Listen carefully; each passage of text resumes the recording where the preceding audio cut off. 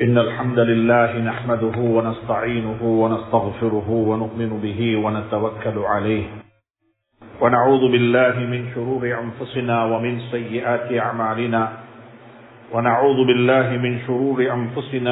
سيئات أعمالنا من يهده الله فلا مضل له ومن يضلله فلا هادي له أشهد أن لا إله إلا الله وحده لا شريك له وأشهد أن سيدنا ونبينا وحبيبنا وشفيعنا ومولانا محمدا عبده ورسوله صلى الله عليه وعلى آله وصحبه وسلم أما بعد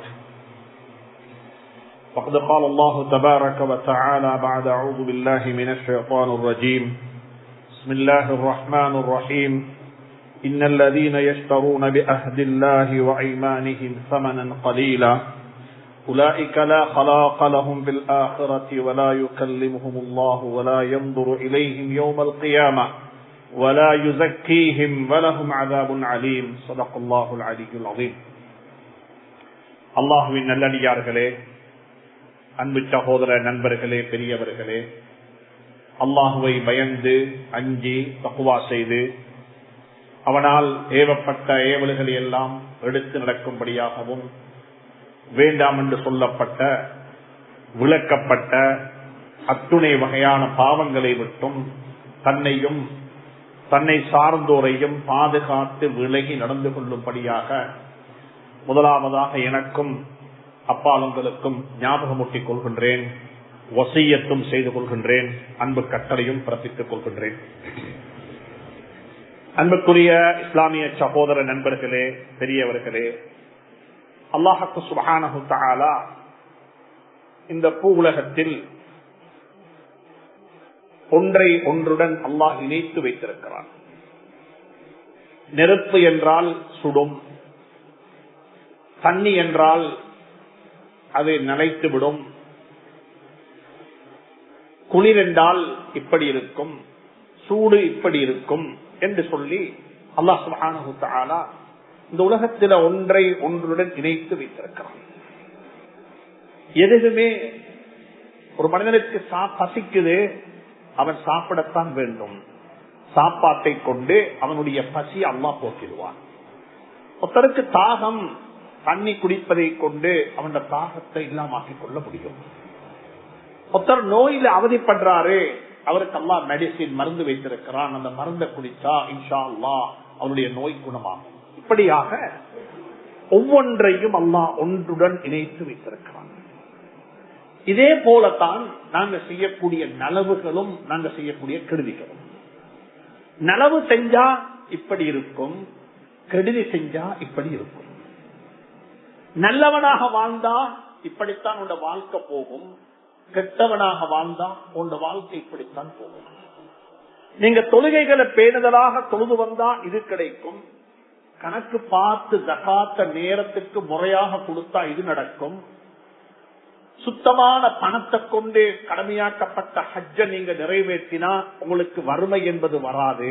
இப்படியாக ஒவ்வொரு இபாதத்தையும் ஒவ்வொரு வணக்க வழிபாட்டையும் அல்லாஹ் ஒன்றோடு ஒன்றை இணைத்து வைத்திருக்கலாம்.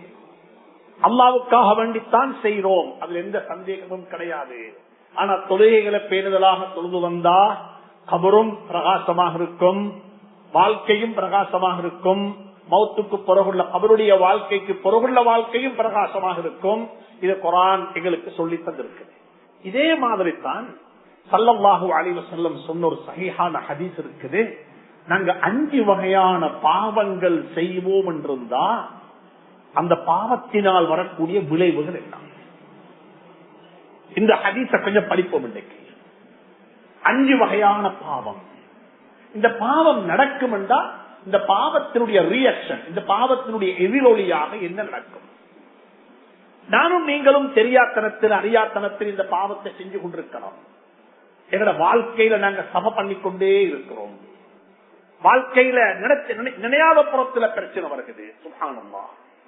அல்லாஹ் சுப்ஹானஹு தஆலா எனக்கு உங்களுக்கும் இந்த ஹதீஸ் ஒரு பாடமாக்கி வைப்பானாக. ஸல்லல்லாஹு அலைஹி வஸல்லம் சொன்னாங்க, அதுக்கு முந்தைய ஒன்றை நாங்க விளங்குவோம். பாவம் உண்டா என்ன? இந்த 5 பாவத்தை விளங்குறதுக்கு முன்னால பாவம் உண்டா என்ன? இந்த சபையில கொஞ்சம் நானும் நீங்களும் சொல்லிக் கொள்ள முடியும், அல்லாஹ் என்னை உங்களையும் அந்த கூட்டத்தில் ஆக்கி வைப்பானாக. நாங்க பாவமே செஞ்சில்லன்னு சொல்லி எங்களை நாங்க சுத்தப்படுத்திக் கொள்ளலாம். ஏன்னா நாங்க பாவத்துக்கு கொடுக்கிற இன்டர்பிரிட்டேஷன் தாற்பயம் என்ன தெரியுமா? நான் வட்டி வாங்கில்ல அல்ஹம்துலில்லாஹ், நான் தினா செஞ்சில்ல அல்ஹம்துலில்லாஹ், நான் சூது ஆடி இல்ல, நான் நைட் கிளப் பைத்தில்ல அல்ஹம்துலில்லாஹ், எனக்கு அனந்தர சொத்துல நான் யாருக்கும் துரோகம் செஞ்சில்ல அல்ஹம்துலில்லாஹ். இப்படியாக ஒரு பாவத்துடைய லிஸ்ட போட்டு அந்த பாவத்துல நான் இல்லைன்னு எனக்கு உங்களுக்கு டிக் பண்ணிக்கொள்ள முடியும். ஆனா பாவம்ன்றது அது மட்டுமல்ல. குர்ஆன் சொல்றது பாவம்ன்றதுக்கு குர்ஆன் சொல்லக்கூடிய வரைவிலக்கணம் என்ன தெரியுமா? எந்த இடத்தில அல்லாஹுவை நாங்க மறந்துடுறோமோ அதுவும் பாவம். வாழ்க்கையில இன்ஷா அல்லாஹ் சொல்ல மறந்துட்டோம், ஒன்று நடக்க இல்ல. இன்ஷா அல்லாஹ் என்று சொல்ல மறந்துட்டோம், இதுக்கும் அல்லாஹ் கண்டிப்பான், இதுக்கும் அல்லாஹுடைய சோதனை வரும். அது எப்படி வரும்? குர்ஆன் சொல்லுது.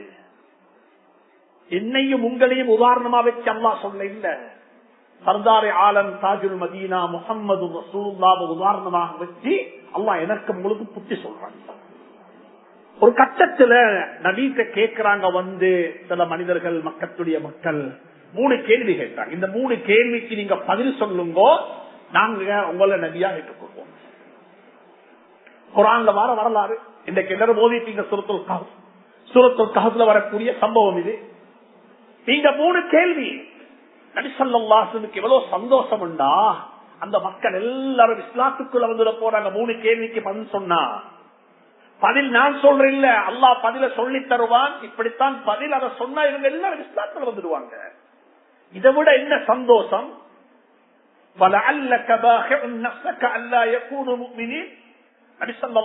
அவங்க தன் அப்படியே மாற்றிக் கொள்றாங்க, எல்லாரும் இஸ்லாத்துக்குள்ள வரணும். அல்லாஹ்வே சொல்றாங்க, நபியே நாயகமே, இவங்க எல்லாரும் இஸ்லாத்துக்குள்ள வந்து சேரோணம் என்று சொல்லி நீங்க உங்களை மாய்த்துக் கொள்ள போறீங்களா? நீங்க உங்களை எல்லாம் மாற்றிக்கொள்ள போறீங்களா?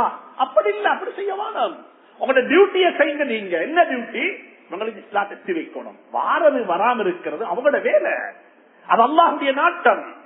இன்னகலா தஹ்தி, நீங்க ஹிதாயத்தை கொடுக்கறீங்க, உங்களோட வேலை கன்வே தி மெசேஜ் எத்தி வச்சது, அவ்வளவுதான் வேலை.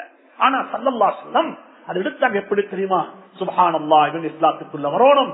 ஆனா அவங்க சொல்றாங்க, அவங்களோட டிமாண்ட் என்னன்னா 3 கேள்விக்கு பதில் சொல்லுங்க, நாங்க இஸ்லாத்தை எடுத்துக்கொள்வோம். சுப்ஹானல்லாஹ். அந்த சந்தோஷத்தில் என்ன தெரியுமா சொன்னாங்க ஸல்லல்லாஹு அலைஹி வஸல்லம்? நாளைக்கு பதில் சொல்றேன், அவ்வளவுதான். அல்லாஹ் நாடினா நாளைக்கு சொல்லுவேன் என்று சொல்ல இல்லை, அவ்வளவுதான். சொன்னது நாளைக்கு பதில் சொல்லுவேன். காலையிலே மாலையிலே சையதுனா ஜிப்ரீல் அலைஹிஸ்ஸலாம் வராங்க, எல்லாத்தையும் சொல்றாங்க. அன்றைக்கு நாளுடைய எல்லாத்துக்கும் பதில் கிடைக்குது, கைடன்ஸ் கிடைக்குது, வஹி வருகுது. நபி ஸல்லல்லாஹு அலைஹி வஸல்லம் சொன்னாங்க, நாளைக்கு பதில் சொல்றேன். அல்லாஹ்வை மறக்க இல்ல, அந்த சந்தோஷத்துல 3 கேள்விக்கு பதில் சொன்னா இந்த மக்காவுடைய மக்கள் இஸ்லாத்துக்குள்ள வந்துடுவாங்க என்ற சந்தோஷம் ஸல்லல்லாஹு அலைஹி வஸல்லம் இன்ஷா அல்லாஹ் என்று சொல்றதுக்கு என்று சொல்றதுக்கு வாயில வர இல்லை. அல்லாஹ் என்ன தெரியுமா செஞ்சால், காலையிலும் மாலையிலும் வந்து கொண்டிருந்த ஜிப்ரீல் அலைஹிஸ்ஸலாம் சொல்லுவாங்க 15 நாள் வர இல்லை, 15 days, 15 நாள் அப்படியே ஸல்லல்லாஹு அலைஹி வஸல்லம் அவர்களுக்கும் ஹஜ்ரத் ஜிப்ரீலுக்கு இடையில இந்த உறவு துண்டிக்கப்பட்டு விட்டது, வர இல்லை. அதுக்கு பிறகு குர்ஆன் இதை பத்தி பேசுது, குர்ஆன் கதைக்குது, குர்ஆன் புத்தி சொல்லுது. 15 நாளைக்கு பிறகு ஸல்லல்லாஹு அலைஹி வஸல்லம் ரொம்ப வருத்தப்படுறாங்க. மக்களுடைய மக்கள் வந்து கேட்க ஆரம்பிக்கிறாங்க. உள்ள பெண்கள் எல்லாம், பெண்களும் கூட பேசுறாங்க, என்ன உங்கள்கிட்ட வார ஷைத்தான் இப்ப வாரலையான்னு கேட்டாங்க, உங்களோட ரப்ப உங்களை கைவிட்டு விட்டானான்னு கேட்டாங்க. இப்பதான் 15 நாளைக்கு பிறகு அல்லாஹ் சுப்ஹானஹு தஆலா நபி ஸல்லல்லாஹு அலைஹி வஸல்லம் ஆறுதல் சொல்லி வஹி அனுப்பி அல்லாஹ் சொன்னான், ولا تقولن لشيء اني فاعل ذلك غدا الا ان يشاء الله. நாளை என்ற ஒன்றை நீங்க பேசுவதாக இருந்தா இன்ஷா அல்லாஹ் என்று சேர்க்காம பேசவானா. நீங்க அந்த கதை மறந்துட்டீங்க, நீங்க அந்த கதை மறந்துட்டீங்க. அது எங்களுக்கு அவ்வளவு சந்தோஷமாக இருக்க இல்ல. அதனாலதான் உங்களுக்கு இந்த பாடத்தை படிப்பூட்டினோம். இந்த அல்லாஹ் குர்ஆன்ல சொல்றாங்க, பாவம் என்று சொல்லும் பொழுது நாங்கள் நீங்கள் நினைக்கிறது போல செய்யக்கூடிய பாவங்கள் மட்டுமல்ல, எங்களை தெரியாம எங்களோட வாழ்க்கையில அல்லாஹுடைய நிஅமத்துகளை, அல்லாஹுடைய அருட்கொடைகளை நாங்கள் அனுபவித்துக் கொண்டே இருக்கிறோம். நன்றி தெரிவிக்காம, நன்றி சொல்லாம. வாஷ்ரூம் போயிட்டு வந்தோம், டாய்லெட்டுக்கு போயிட்டு வந்தோம், யூரின் பாஸ் பண்ணிட்டு வந்தோம், என்ன சொன்னோம்? அல்லாவுக்கு நன்றி செலுத்தினோமா? யாருடையாவது ஒரு ஃப்ரெண்ட்ஸ் வீட்டுக்கு போயிட்டு, கூட்டாளி வீட்டுல போயிட்டு நல்லா சாப்பிட்டு வந்துட்டு அவருக்கு ஒரு ஜஸாக்கல்லாஹு கைரன் ஒரு வார்த்தை போட இல்லட்டி நாங்க என்ன சொல்லுவோம்? நாகரிகம் தெரியாத மக்கள், நாகரிகம் தெரியாத மக்கள்.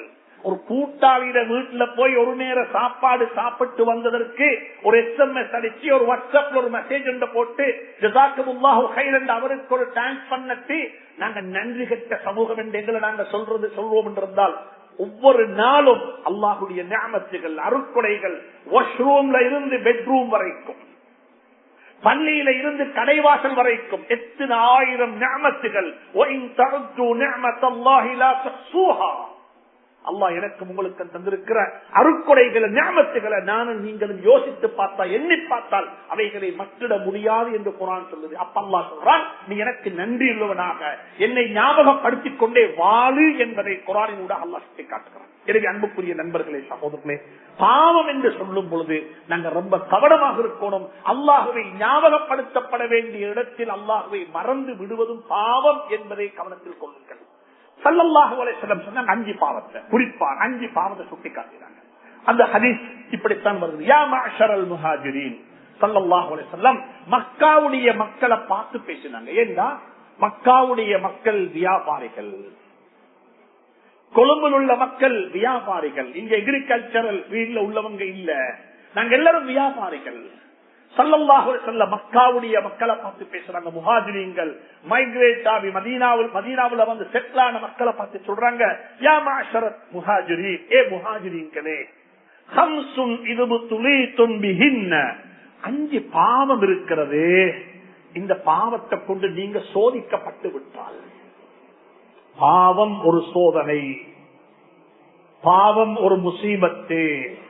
இந்த பாவத்தை கொண்டு அல்லாஹ் அவங்களை சோதிச்சு விட்டா, சொல்லிவிட்டு சொன்னாங்க ஸல்லல்லாஹு அலைஹி வஸல்லம், அஊது பில்லாஹி அன் துத்ரிகுஹுன்ன, அவைகள் உங்களை வந்து அடைவதை விட்டு அல்லாஹ்விடத்துல காருமானம் தேடுகிறேன். ஒரு துஆவும் செஞ்சாங்க. அப்படிப்பட்ட பாவத்தால் பீடிக்கப்படக்கூடாது நீங்கள், அப்படிப்பட்ட பாவத்துக்குரிய மக்களாக நீங்கள் இருக்கக்கூடாது என்று அல்லாஹ்விடத்தில் நான் காருமானம் தேடுகிறேன் என்று ஸல்லல்லாஹு அலைஹி வஸல்லம் சொன்னார்கள். 5 பாவம். முதலாவது பாவம் என்ன தெரியுமா? லம் தظهرul فاحشة في قوم حتى يعلنوا بها إلا فشى فيهم الطوفان الطاغون والأوجاع التي لم تكن في أسلافكم الذين مضوا. சொன்னாங்க, எந்த சமூகத்தில் ஜினா, விபச்சாரம் என்பது நடக்குது, அது பகிரங்கமாக நடக்குது. விபச்சாரம் நடக்குது, அது பகிரங்கமாக நடக்குது. அதை மக்கள் அலட்டிக் கொள்றாங்க இல்ல, அது சர்வசாதாரணம். நீங்க ஜினா என்று நினைக்கிறது, அது கடைசி ஒருத்தர் போய் தந்த ஆசைய ஒரு மனைவி, ஒரு பெண்ணுடைய கடைசி கட்டத்தை அல்ல சொல்றது. இது ஒரு ஆணுக்கும் பெண்ணுக்கும் இடையில் உள்ள எல்லா வகையான உறவும், ஹராமான உறவு. அது சுப்ஹானல்லாஹ், லம் தظهرul فاحشة في قوم, எந்த ஒரு கூட்டத்திலாவது. சில சந்தர்ப்பங்கள்ல சில விஷயங்கள் புத்திக்கு கூட படுதில்லை. நான் சும்மா உங்கள்ட்ட ஒரு கேள்வி கேட்கிறேன், உங்களோட இறக்கத்துல கேட்கிறேன், இந்த கோபத்துல கேட்க இல்ல. உங்களோட வீட்டுக்கு ஒருத்தர் வந்து உங்களோட வீட்டில் இருக்கிற 20 வயசு குமரு புள்ளைய உங்களுக்கு தெரியாம ஒரு போட்டோ எடுத்து அவங்களுக்கு எப்படி இருக்கும்? இதை நீங்க ஜீரணிப்பீங்களா? இதை நீங்க ஏற்றுக்கொள்வீங்களா? இல்ல. உங்களோட மனைவி ஒருத்தர் போட்டோ எடுத்தாரு, நீங்க விரும்புவீங்களா? நீங்க ரெஸ்டாரண்ட்ல சாப்பிடுறீங்க, தூரத்திலிருந்து யாரோ ஒருத்தர் அவரை ஜூம் பண்ணி உங்களோட வைஃப் ஒரு போட்டோ எடுக்க, இதை நீங்க இதை நீங்க ஜீரணிப்பீங்களா? பாடசாலைக்கு போயிட்டு வார உங்களோட மகளை யாரோ ஒருத்தர் போட்டோ எடுத்து சொன்னா நீங்க அதை விரும்புவீங்களா? எனக்கு ஆச்சரியம் என்ன தெரியுமா, புத்திக்கு படுகுதில்ல. ஒளிக்கு ஒருத்தர் எடுத்தா நீங்க கோபிக்கிறீங்க. அதே பொம்பளை புள்ளைய, அதே மகள, அதே சகோதரிய நிக்காஹ் என்ற பேர்ல, திருமணம் என்ற பேர்ல டெக்கரேட் பண்ணி உடுப்பாட்டி கொண்டைத்து ஆயிரக்கணக்கான மக்களுக்கு முன்னால வச்சு சொல்றீங்க யாருக்கு வேணுமென்றால் எடுத்துக் கொள்ளலாம். என்ன நியாயம் இது? என்ன புத்திக்கப்படுகிறது? ஒருத்தர் ஒளிச்செடுத்தா நீங்க யுத்தம் செய்ய ஆயத்தம். நீங்க ஒருத்தர் ஒளிச்செடுத்தா அதுக்கு நீங்க ஃபைட் பண்றீங்க.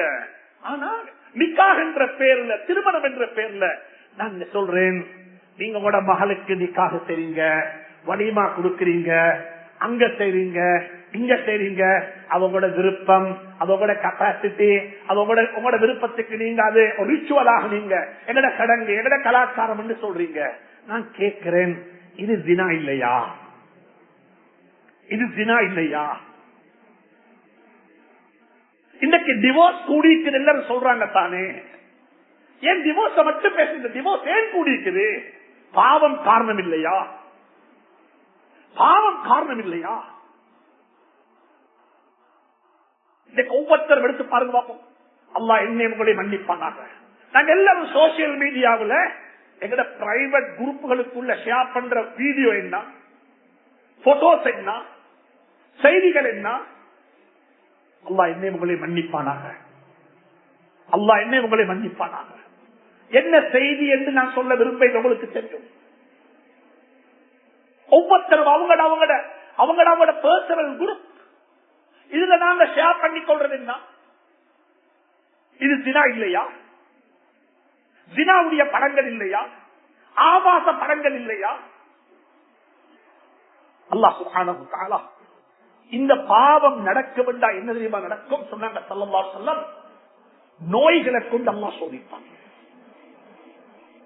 நோய்களை கொண்டு சோதிப்பான். தாஊன் அவுஜா, சுப்ஹானல்லாஹ் சொன்னாங்க ஸல்லல்லாஹு அலைஹி வஸல்லம். எப்படிப்பட்ட நோய் என்றா கடந்த காலங்கள்ல அப்படிப்பட்ட நோய் இருந்தது என்று சொல்லி டிக்ஷனரிகள்ல கூட இருக்க மாட்டாங்க.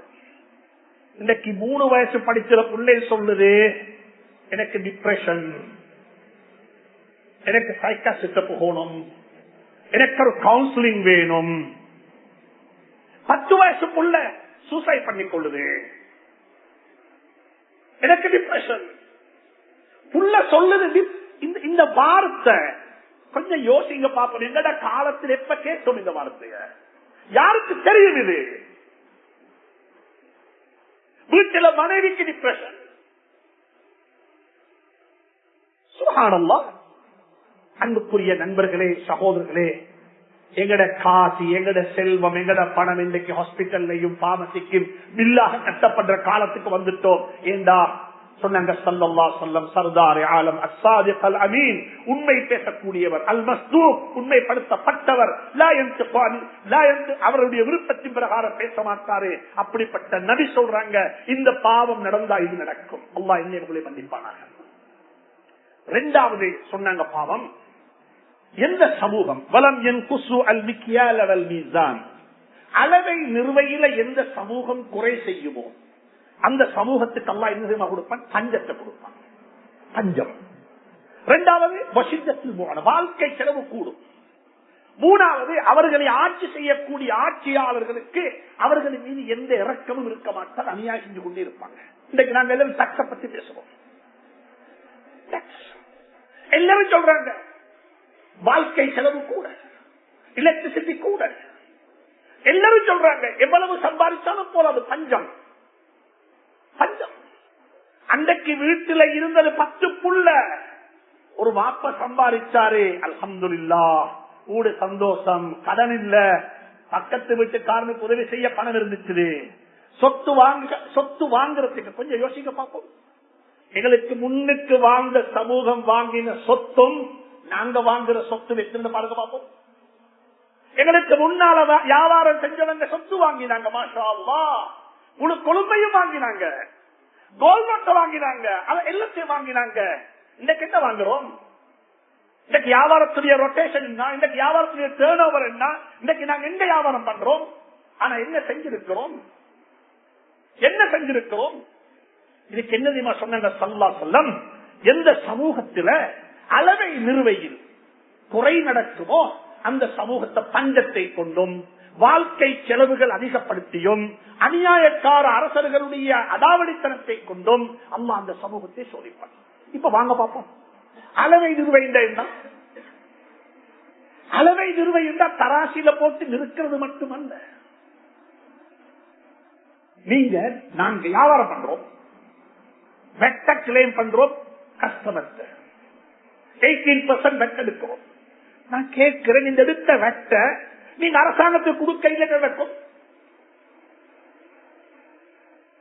அரசாங்கத்துக்கு கொடுக்க இல்லை நடக்கும். இது அளவை நிறுவையில் குறை செய்வது. அந்த 18% அல்ல, அது அது அரசாங்கத்துக்கு போய் சேரணும். நீங்க கஸ்டமர்ஸ் கிளைம் பண்ணி அதை கொண்டு போய் அரசாங்கத்திட கொடுக்க இல்லைன்னா அளவை நிறுவையில் குறை நடக்குது. அரசாங்கம் சொல்லுது எத்தனை % போட்டிக்கிறாங்க, அது சரியா பிள்ளையா, கூடுமா கூடாதா, அது அரசாங்கம் நீங்களும் பார்த்துக்கோங்க. நான் மார்க்கத்தை சொல்றேன். இப்ப என்ன சொல்லுது அரசாங்கம்? எக்ஸ்போர்ட்டர்ஸுக்கு வெட் இல்ல. நீங்க எக்ஸ்போர்ட் பண்ண போறீங்களா, அதுக்கு சாமான பர்ச்சேஸ் பண்றீங்களா, அதுக்கு என்ன இல்ல, அதுக்கு வெட் இல்ல. அப்ப நாங்க என்ன செய்வோம் தெரியுமா?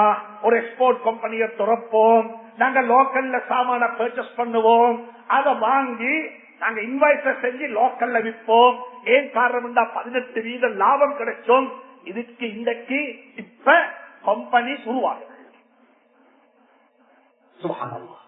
அன்பு முஸ்லீம்களே, அன்பான சகோதரர்களே, இந்த பாவத்தை செய்ய வேணும். அளவை நிறுவை என்று சொல்லும் பொழுது தராசில போட்டு நிறுக்கிறது மட்டுமல்ல, தராசில போட்டு நிறுக்கிறது மட்டுமல்ல, பாடசாலையில கற்பிக்கக்கூடிய ஆசான், மதரசாவில் ஓதி கொடுக்கக்கூடிய ஆசிரியர், ஓதக்கூடிய இமாம், எல்லாருக்கும் அளவை நிறுவை இருக்குது. நான் சும்மா வந்து மிம்பர்ல ஏறி ஹுத்பா ஓதேலாது. நான் யாரோட பேச போறேன், இந்த சபை என்ன சபை, இவங்களுக்கு என்ன வேணும் என்ற முதலாவது நான் விளங்கி எனக்கு தெரிஞ்சு ஏதாவது ஒன்று ஓதிட்டு போம் என்று மிம்பர்ல ஏறினா நானும் அளவை நிறுவையில் குறை செய்தவனாக பார்க்கப்படுவேன். இன்றைக்கு எல்லாருக்கும் உள்ள பிரச்சனை தான். அதனாலதான் அல்லாஹ் சுப்ஹானஹு வ தஆலா குர்ஆன்ல அளவை நிறுவை என்று சொல்லும் பொழுது அது எல்லாத்துக்கும் பொருந்தும், குடும்ப வாழ்க்கைக்கும் பொருந்தும், குடும்ப வாழ்க்கைக்கும் பொருந்தும். எனவே மிக அன்பாக சொல்றேன், அல்லாஹ் எனக்கு உங்களுக்கு தௌஃபீக் செய்வானாக, அருள் செய்வானாக. இந்த விடயத்துல கவனம் செலுத்துவோம். போட்டிக்குது, அதுக்கு ஒரு நாங்க இன்னொரு வழியில சம்பாதிப்போமே, போட்டிக்குது, அதை நாங்க பப்ளிக் தரவிடுவோம், கொடுக்காம இருப்போமே. இன்னும் ஒண்ணு நடக்கிறது தெரியுமா? நாங்க ஒரு சாமான வெட் இல்லாம நிற்கிறோம், இன்வைட் பண்ணாம, எங்கட அக்கௌண்ட்ஸ் இல்லது, அதனால காட்ட மாட்டோம். இதை நீங்க எடுத்துக்கொண்டு போங்க. ஆனா இதுக்கு நீங்க காசு எங்களுக்கு தந்ததும், நாங்க உங்களுக்கு சாமான் தந்ததும் எங்க ரெக்கார்ட்ல இல்ல, உங்களோட ரெக்கார்ட்ல இல்ல. அப்ப 18% நாங்க இழுத்துடுவோம், இல்லாமக்கிடுவோம். இதுவும் அளவை நிர்வகில் செய்யக்கூடிய குறை. மிக இறக்கமா சொல்றேன், யாருக்கும் துரோகம் செய்ய வேணும், யாருக்கும் துரோகம் செய்ய வேணும். அல்லாஹ் அப்பதான் வாழ்க்கையில பரக்கத்தை செய்வான், வாழ்க்கையில பரக்கத்தை செய்வான். மூணாவது சொன்ன ஸல்லல்லாஹு அலைஹி வஸல்லம், இது ஒரு முக்கியமான பலயங்கள். எந்த சமூகம் ஜகாத்து கொடுக்க மறுக்குமோ, ஒவ்வொருத்தரும் யோசிங்கோ, எந்த ஜகாத்து எப்படி கொடுப்படுகிறது.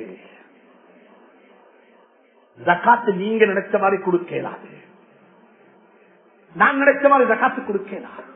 இன்னைக்கு வெள்ளிக்கிழமை ஜும்மாவுடைய நாள், நான் பள்ளிக்கு போக இல்ல, நான் வீட்டுல ஜும்மா தொலை போறேன் என்று யாருக்கு தனிய வீட்டுல ஜும்மா தொலையலாது. ஜும்மா தொழணும்டா அது ஜமாத்தாகத்தான் தொழணும், பள்ளிக்குத்தான் வரணும். அது பள்ளிக்கு வந்தீங்க, ஜும்மாவுடைய தொழுகையில இமாம் சலாம் கொடுத்துட்டாரு, அப்ப முகரத்தான் தொழணும். ஜும்மா தொலைல உங்களுக்கு ஜும்மா அதுக்கு ஒரு முறை இருக்குது, உங்களோட விருப்பத்துக்கு செய்யலாம். ஜகாத்து என்பதும் ஒரு முறை சொல்லப்பட்டிருக்குது, இப்படித்தான் ஜகாத்து கொடுக்கணும். ஒரு எமோஷனலா கொடுக்கறதல்ல ஜகாத்து. ஒரு பைபாஸ் கேஸ் ஒன்று வந்திருக்குது வாட்ஸ்அப்ல, 2 குமரு புள்ளையோட ஒரு வாப்பாவை வச்சு இந்த 2 புள்ளையோட வாப்பட பைபாஸ் பண்ணணும், எமோஷனலா விட்டீங்க, ஜகாத்தை கொண்டே தங்க கொடுக்க வானம். அப்படி கொடுக்கறதல்ல ஜகாத். ஜகாத்துண்டா ஸ்ட்ராட்டஜி, ஜகாத்துண்டா நாங்க இந்த ஜகாத்தை கொடுத்து வறுமையை இல்லாமக்கணும். அதுக்கு என்ன வழி? ஏழுமா? செய்ய ஏழும், ஸல்லல்லாஹு அலைஹி வஸல்லம் செஞ்சு காட்டினாங்க, சஹாபாக்கள் செஞ்சு காட்டினாங்க. ஜகாத்தை திட்டமிடுங்கோ. ஒவ்வொரு பள்ளியும் ஒவ்வொரு சமூகமும் சொல்லணும், சென்ற வருஷத்துடைய 2023 ஜகாத்தால நாங்க ஜகாத்து கொடுக்கக்கூடிய மக்கள் 100 பேர் உருவாக்கிட்டோம். இல்லட்டி ஜகாத்து கொடுக்கக்கூடிய மக்கள் என்று சொல்ல இல்லட்டி குறைஞ்சபட்சம் சொல்லுங்க, எங்கட ஜகாத்தால ஜகாத்து வாங்காத சமூகத்தை உருவாக்கிட்டோம்.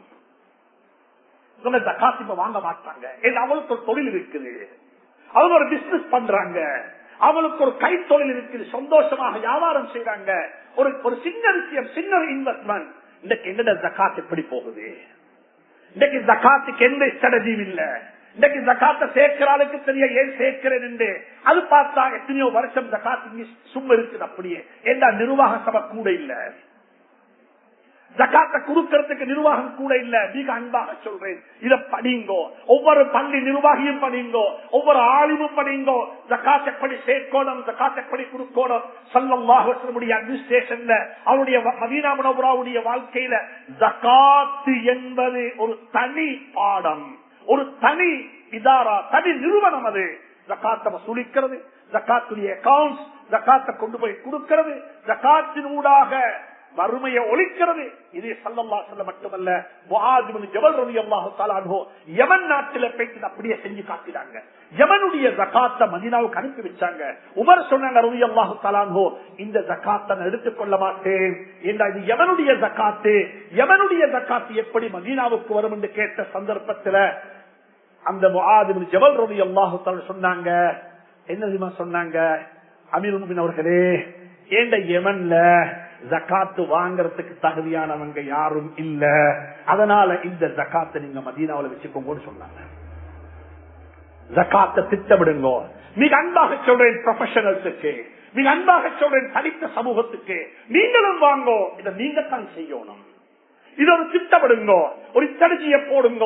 இது ஒரு பருவு, இது ஒரு கடமை, இது முறையாக செய்யப்பட வேண்டும். தொழுகை எப்படி முறையாக செய்யப்பட வேண்டுமோ அதே மாதிரி ஜகாத்தும் முறையாக செய்யப்பட வேண்டும். எப்படி தொழாதவனுக்கு போய் தொழுகைக்கு மக்களுக்கு அழைப்பு விட முடியாதோ, இதே மாதிரி ஜகாத்து வாங்குற சமூகம் சேர்ந்து ஜகாத்து கமிட்டி செய்யலா. ஜகாத்து கொடுக்கிறாக்கள் உண்டு சேரணும். எங்கட ஜகாத்தை நாங்க இப்படித்தான் கொடுக்க போறோம், இது எங்கட பூல் பண்றோம், இது இப்படித்தான் செய்ய போறோம். சுப்ஹானல்லாஹ், திட்டமிட்டு இதை செய்யணும். இத குர்ஆன் வழிகாட்டி இருக்குது. சொன்னாங்க ஸல்லல்லாஹு அலைஹி வஸல்லம், எந்த கூட்டம் ஜகாத்து கொடுக்க மாட்டாரோ அந்த கூட்டத்துக்கு அல்லாஹ் சுப்ஹானஹு வ தஆலா மழையே அனுப்ப மாட்டாங்க. இந்த நாட்டுல 3 மாசம் தொடர்ந்து மழை பெய்ஞ்சிச்சு. கடந்த ஒரு கிழமை தான் வெயில் அடிக்குது. இன்றைக்கு நியூஸ் பேப்பர்ல இருக்குது குடிநீருக்கு தட்டுப்பாடு.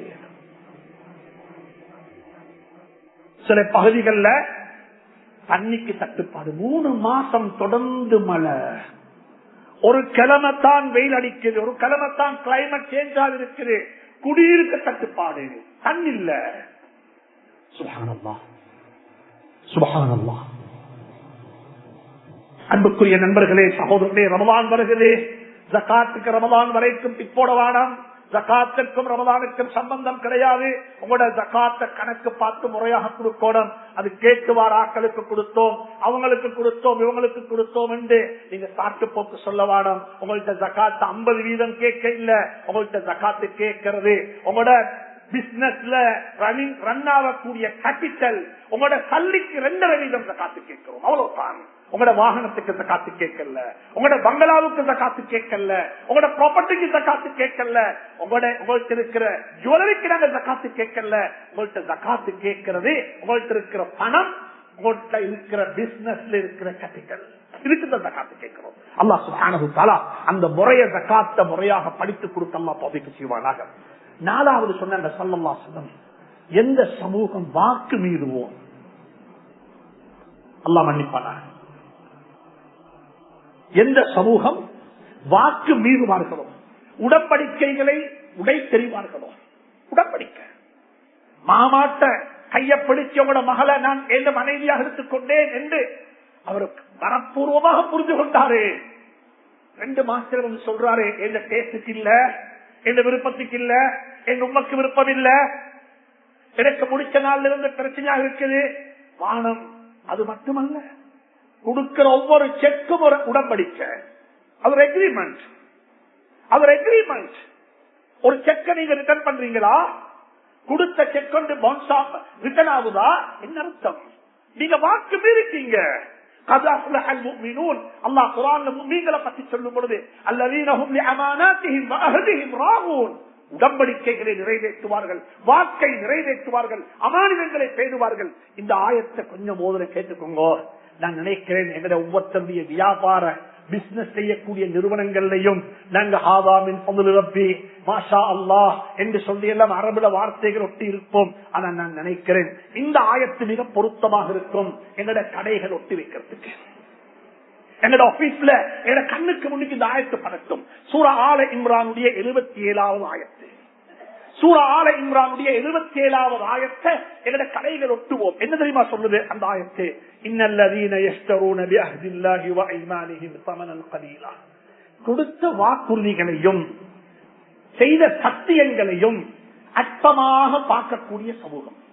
என்ன ஒன்றும் இல்லையே, ஒரு செக்தானே இருக்குது, ஆனா கொடுத்தது வாக்கு தெரியா. நாளைக்கு வாங்க நான் தாரேன், அவர் உம்ராவுக்கு போய்த்தாரு.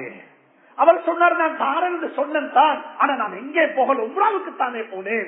இவங்க உம்ராவை சொல்லி, இவங்க ஹஜ்ஜ சொல்லி, இவங்க சின்னதாக நினைச்சு அது அற்பமாக பார்க்கிறாங்க.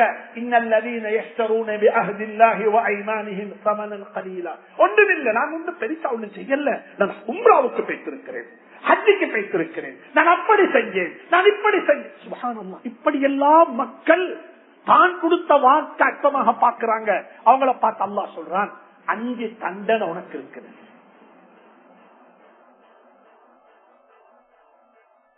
அல்லாஹ் நம் அனைவரையும் மன்னிப்பானா. இதற்கு பிறகாவது அல்லாஹ் என்னையும் வலியும் நல்லவனாக வாழ வைப்பானா. முதலாவது அல்லாஹ் சொல்றான் உலாயிக லா ஹலாக லஹும் பில் ஆகிரஹ். மருத்துக்கு பிறகு ஆகிரத்துடைய வாழ்க்கை உங்களுக்கு எந்த குட்னஸும் இருக்க மாட்டாங்க, எந்த நலமும் இவங்களுக்கு இருக்க மாட்டாங்க. இரண்டாவது சொல்றான் ஃபலா யுகல்லிமுஹுமுல்லாஹ். நாளை கியாமத்துடைய நாளில் அல்லாஹ் அவரோட பேசவும் மாட்டான். அல்லாஹ் பேச மாட்டான்.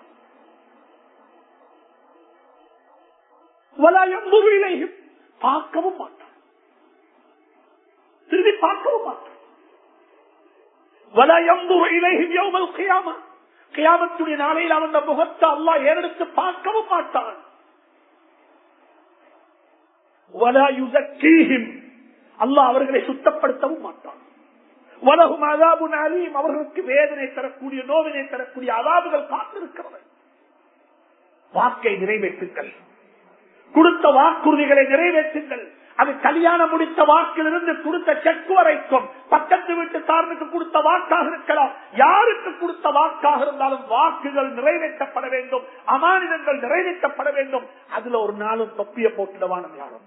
நீங்க தொப்பிய போட்டா நினைச்சுக்கோங்க, நீங்க அவருக்கு தொப்பி போட இல்ல, உங்களோட ஆகிரத்துடைய வாழ்க்கைக்கு நீங்க தொப்பிய போட்டுக் கொண்டீங்க. உங்களோட ஆகிரத்துடைய வாழ்க்கை நாசம். லா ஹலாக லஹும் பில் ஆகிரா. மௌத்துக்கு பிறகு உள்ள வாழ்க்கையில அவர்களுக்கு எந்த ஹைரும் கிடைக்க மாட்டாது, எந்த பங்கும் இல்லை என்று சொல்லி குர்ஆன் மிக தெளிவாக சொல்லுது. கடைசியாக 5வது சொன்னாங்க ஸல்லல்லாஹு அலைஹி வஸல்லம், எந்த சமூகம் அல்லாஹ்வுடைய கட்டளைகள், அல்லாஹ்வுடைய சட்டத்திட்டம், இந்த நாட்டுல கிரிமினல் லோவை தவிர மற்ற எல்லா லோவும் இஸ்லாமிய புறப்பிரகாரம் செஞ்சு கொள்றதுக்கு எங்களுக்கு அனுமதி இருக்குது. கிரிமினல் லோ மட்டும் இல்ல, அது இஸ்லாமிய ஆட்சிக்குத்தான் போகணும், அது இங்க செய்ய இயலாது, அது எல்லாருக்கும் தெரியும்.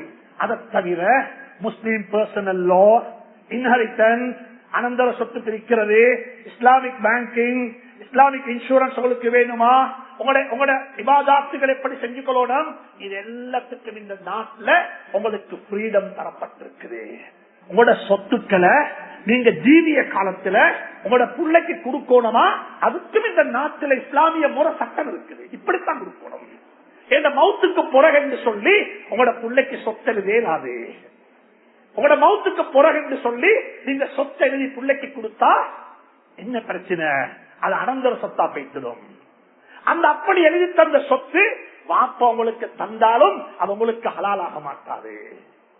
இந்த மார்க்கத்தை படிங்கோ, இந்த தீன படிங்கோ. உடம்ப போயிட்டு ஒவ்வொரு டாக்டர்கிட்ட போயிட்டு மாச கொடுக்க செக் பண்ணி பிளட் பிரஷரை செக் பண்றது போல இந்த வெல்த்தையும் கொஞ்சம் செக் பண்ணி பாருங்க. இந்த வெல்த் ஹலால் ஆக சொல்றீங்க. அல்லாஹ் சுப்ஹானஹு வ தஆலா எனக்கு உங்களுக்கு தௌஃபீக் செய்வானாக, அருள் செய்வானா, அருள் புரிவானாக. இந்த விடயங்களை கடைபிடிப்போம். இந்த பாவத்துக்கு தௌபா செய்வோம். இந்த பாவங்களை விட்டு வெளியே வருவோம். இந்த பாவங்களை பற்றி இன்னும் ஆழமாக படிப்போம். உலமாக்களை நாடுங்கள், அணுகி ஒவ்வொரு விஷயத்தையும் படித்துக் கொள்ளுங்கள். அல்லாஹ் சுப்ஹானஹு வ தஆலா எனக்கு உங்களுக்கு துணை புரிவானாக, தௌஃபீக் செய்வானாக. யா அல்லாஹ் எங்களுடைய பாவங்களை மன்னித்தருள்வாயாக. உண்மையாக